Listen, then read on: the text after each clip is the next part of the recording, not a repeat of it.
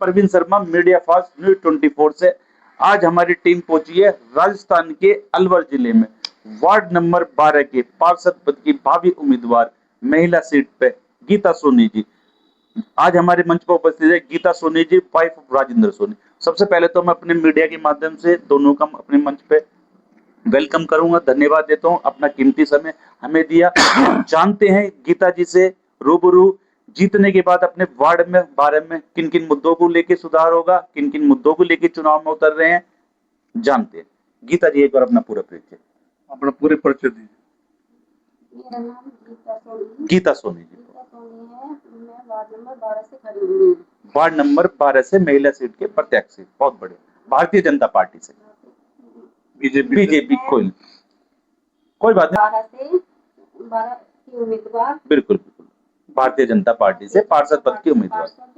बिल्कुल सोनी जी, अगर कहीं ना कहीं बात करें, चुनाव बिल्कुल बच चुका है, हर प्रत्याशी अपने चुनावी मैदान में वो उतर गए हैं और कहीं ना कहीं हर तरह के हथकंडे अपनाते हैं। तो सबसे अहम मुद्दा मेरा ये है कि जीतने के बाद हम अपने वार्ड में 12 में किन किन मुद्दों को लेकर चुनाव में उतरे, चाहे वो रस्तों को लेके हो, चाहे वो नालियों के पानी की निकासी हो, चाहे शिक्षा हो, चाहे स्वास्थ्य हो, किन किन मुद्दों का चुनाव है। सर्वप्रथम तो मैं आपको बहुत बहुत धन्यवाद देता हूँ मीडिया धन्यवाद 24 के लिए। बिल्कुल जो आप हमारे यहाँ आए और हमें आप साक्षात्कार के लिए आप हमसे बातचीत की, धन्यवाद। जैसा कि आपने मुझसे पूछा कि वार्ड 12 से आपकी महिला प्रत्याशी पत्नी श्रीमती गीता सोनी जी जो कि चुनाव लड़ रही हैं, मैंने इसको चुनाव में उतारने का मेरा एक ही उद्देश्य है कि इस गांव के अंतर्गत हर वार्ड के अंदर, मैं तो ये चाहता हूँ कि हर वार्ड के अंदर साफ और स्वच्छ वार्ड रहे। बिल्कुल सही बात। नाली, बिजली, पानी इत्यादि जो मूलभूत सुविधाएं आज जनता को चाहिए, वो सुविधाओं को ध्यान रखते हुए मैं इस वार्ड से मैंने अपनी महिला प्रत्याशी के रूप में अपनी धर्मपत्नी को उतारा है। बहुत बढ़िया। सोनी जी, अगर कहीं ना कहीं बात करें, जैसे कि चुनाव बिल्कुल बच चुका है, हर प्रत्याशी चुनाव की तैयारी कर रहा है, कहीं ना कहीं अपने वोटरों को लुभाने के लिए तरह तरह के प्रलोभन दिए जाते हैं, कहीं ना कहीं वोटरों को खरीदने बेचने का भी काम किया जाता है। तो क्या आप ये अपने वोटरों को इस प्रकार का कोई प्रलोभन देने वाले हैं, या विकास के कार्यों पर या धरातल पे विकास होगा? देखो, सर्वप्रथम तो ऐसा, मैं इन चीजों में बिल्कुल विश्वास नहीं करता, लोग प्रलोभन वगैरह, मैं इस चीज में विश्वास नहीं करता। मैं तो अपनी साफ स्वच्छ छवि के पीछे इस मैदान में चुनाव लड़ रहा हूँ। मेरी साफ छवि है, मैं राजनीतिक, धार्मिक, सामाजिक हर संस्थाओं से इस गांव के अंदर जुड़ा हुआ हूँ और मैं पिछले विगत 35-40 साल से रामकला मंच में लंकेश के रूप में भी पाठ करता आ रहा हूँ। कहीं ना कहीं कलाकार मेरे कलाकार के रूप में, मेरे चरित्र के रूप में, मेरे पूरा गांव अच्छी तरह मुझे भली भांति जानता है। व्यक्तिगत रूप से मेरा प्रभाव है और मैं तो अपने चेहरे पर और मेरे अपने व्यक्तित्व पर ही जनता के बीच वोट मांगने जाऊंगा और जनता मुझे प्यार देगी, ऐसा मुझे उम्मीद है। मैं बहुत उम्मीद करता हूं कि जनता मुझे प्यार देगी और एक बार मुझे पार्षद पद के लिए मौका अवश्य देगी। यही मेरी जनता से उम्मीद है और यही मैं जनता से अपील भी कर रहा हूँ कि जनता मुझे एक बार अवसर दे, जिससे मैं आपकी सेवा में तत्पर हूँ। अगर आधी रात पर भी मेरी आवश्यकता पड़े, कहीं पर भी राजनीतिक, धार्मिक, किसी भी क्षेत्र में भी आवश्यकता पड़े, तो यह दरवाजे सदा के लिए खुले रहेंगे। सोनी जी, कहीं ना कहीं सवाल है, नौगांव कहीं ना कहीं नगर पालिका 20 वार्ड है, बीजेपी भारतीय जनता पार्टी का गढ़ माना जाता है। हर वार्ड से कहीं ना कहीं जो प्रत्याशी अपना बीजेपी से टिकट की मांग कर रहे हैं, कहीं ना कहीं आप भी भारतीय जनता पार्टी से जुड़े हुए हैं काफी सालों से, और कहीं ना कहीं हमें अपने सूत्रों से भी पता चला है, कहीं ना कहीं विधायक साहब के, कहीं ना कहीं बड़े बड़े अधिकारियों के आपके व्यक्तिगत संबंध, पारिवारिक संबंध भी है।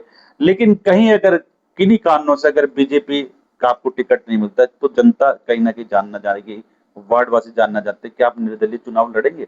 देखो, ये तो मैं जनता से भी यही कहूंगा और पब्लिक के बीच में कहूंगा कि मैं बीजेपी का सिपाही हूँ। बीजेपी का सिपाही है ना, बीजेपी का कार्यकर्ता हूँ।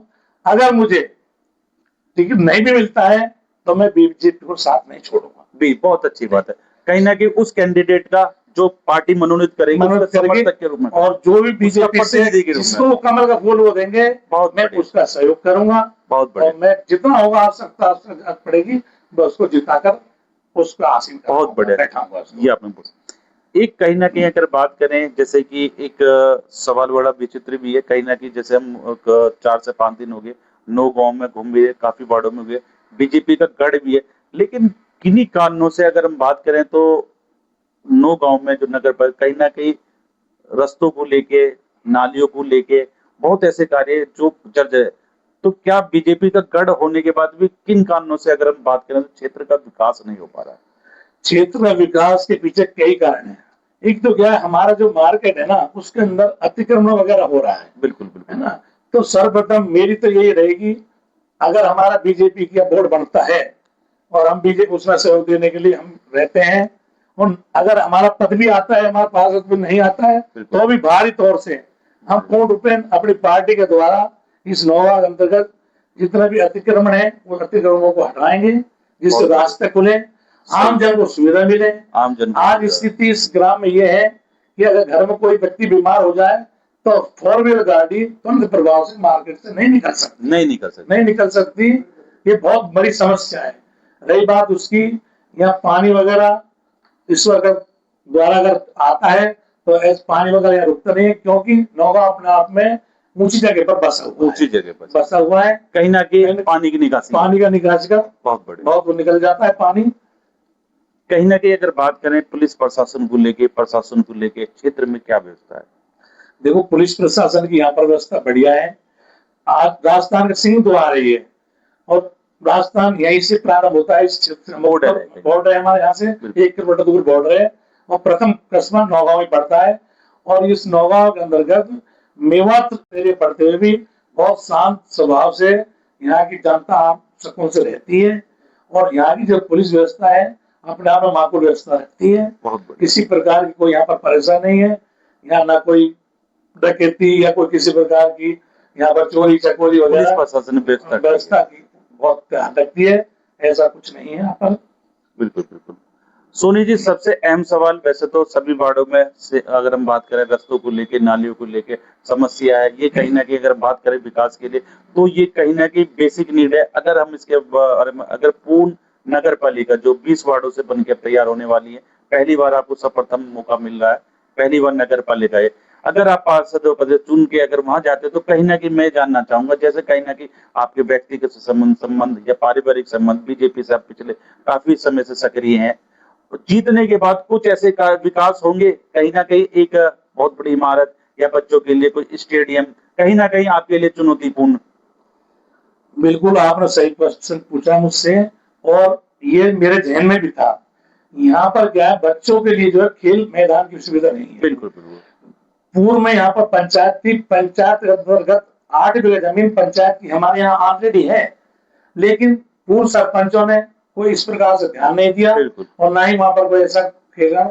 अगर मैं जीत कर जाता हूँ तो सर्वप्रथम मेरी कहीं ना कहीं नगर पालिका के अंदर बैठने के बाद तो क्षेत्र का विकास, प्रायोरिटी रहेगी मेरी खेल मैदान के लिए, बच्चों खेल मैदान तुरंत प्रभाव से मैं प्रसार भी कहीं ना कहीं खेल के साथ कहीं ना कहीं अगर हम बात करें समाज के लिए कोई समाज के लिए अस्पताल, रोजगार की व्यवस्था बैठाएंगे, महिलाओं के लिए भी रोजगार की हम व्यवस्था बैठाएंगे।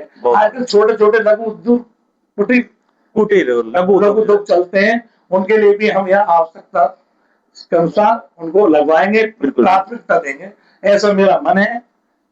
ये कहीं ना कहीं प्राथमिकता रहेगी जीतने के बाद नगर पालिका अंतर्गत में सब ये प्रायोरिटी पर रखूंगा। कहीं ना कहीं अगर सोनी जी बात करें, कहीं ना कहीं बीजेपी डबल इंजन की सरकार बोली जाती है, केंद्र में सरकार है, राज्य में सरकार है, कहीं ना कहीं मानते हैं जैसे हमारे माननीय प्रधानमंत्री करना एक राष्ट्र एक चुनाव, एक चुनाव होना चाहिए, जिससे गवर्नमेंट का सरकार का खर्च कम हो, एक साथ ही ना जनता परेशान हो, बार जनता कर्मचारी परेशान हो। हर चुनाव के अंतर्गत कर्मचारियों की ड्यूटी लगाई जाती है, और 90% शिक्षकों की अधिकतर ड्यूटी लगाई जाती है, जिससे शिक्षा के ऊपर बच्चों का प्रभाव पड़ता है। बार छुट्टियां लेने पर एक राष्ट्र एक चुनाव का समर्थन करता हूँ। और इसके साथ मेरी एक जो मन की इच्छा है ना, जिस प्रकार एक कर्मचारी को पेंशन दी जाती है उसकी कार्य मुक्त होने के पश्चात, और जैसा हमारे ये एमएलए, एमपी, राष्ट्रपति, उपराष्ट्रपति, जो ये पेंशन है, ये पेंशन सुविधा खत्म होनी चाहिए। पेंशन सिर्फ कार्यकाल के अंतर तक की जो सैलरी मिलती है वो मिलनी चाहिए। इस चीज को मैं बहुत बड़ी बात आपने चैनल के माध्यम से कहिए, मीडिया के माध्यम, लेकिन कहीं ना कहीं ये बातें कम होती है, पेंशन होने की ज्यादा बात है, ये कहीं ना कहीं आप नहीं, मैं इसके पक्ष में नहीं हूँ। पेंशन बिल्कुल खत्म होनी चाहिए। आज यानी जब तक हम कार्यकाल करते जब तक अपनी सैलरी जो मिल रही लीजिए, भत्ता लेनी चाहिए। उसके बाद सरकार पर आप भी भार नहीं होना चाहिए। सरकार के ऊपर अतिरिक्त भार जो पड़ रहा है, ये रुपया समाज के लिए काम आएगा। समाज के अंतर्गत आज करोड़ों के रुपए की तादाद में पेंशन बताइए, एमएलए एमपी और कार्यक्रम, आज 5 बार एमएलए बन जाओ तो 5 बार पेंशन का हकदार हो जाता है। 3 एमएलए पर रहे, एक्स एमएलए के रूप में पेंशन लेते आ रहे हैं, तो ये पेंशन खत्म होनी चाहिए। एक कहीं ना कहीं आखिरी सवाल अगर हम मान के चलते हैं कि जैसे कि कहीं ना कहीं बीजेपी की सरकार, बड़ी सरकार फिर, तो इस सरकार में क्राइम संख्या घटी है, शिक्षा का स्तर बढ़ा है हर राष्ट्र में। देखो हर स्टेट हर जिले में क्राइम बिल्कुल घटा है। यूपी एक ऐसा स्टेट था जिसके अंतर्गत क्राइम से भरा हुआ स्टेट था। आज वहां पर इतना सुकून है कि आज हमारी माता बहनें अर्धरात्रि में अगर घूमने निकल जाए तो किसी प्रकार का भी उनको जोखिम नहीं है। योगी सरकार ने वहां पर, आदित्यनाथ योगी जी ने इतनी बढ़िया वो ला दी है, प्रशासन को तैनात कर दिया है पूरे राष्ट्र में, जो आज शांति के रूप में जी रहे हैं। तो फिर दोबारा से मैं एक बार अपने चैनल के माध्यम से आपका धन्यवाद, आभार।